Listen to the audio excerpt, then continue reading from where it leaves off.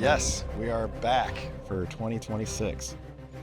I think we are excited for the opportunity again. I think we left some on the table. So we said this year, forget it.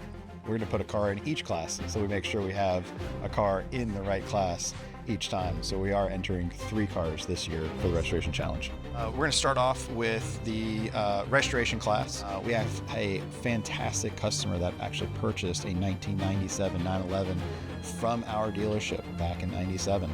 For preservation class, we're actually going into that class with a pretty special car. It is a 1997 Boxster, first year Boxster. So individualization, we wanted to go a little wild.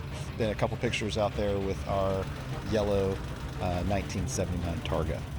You thought we went big with the 959. Just wait, here we come.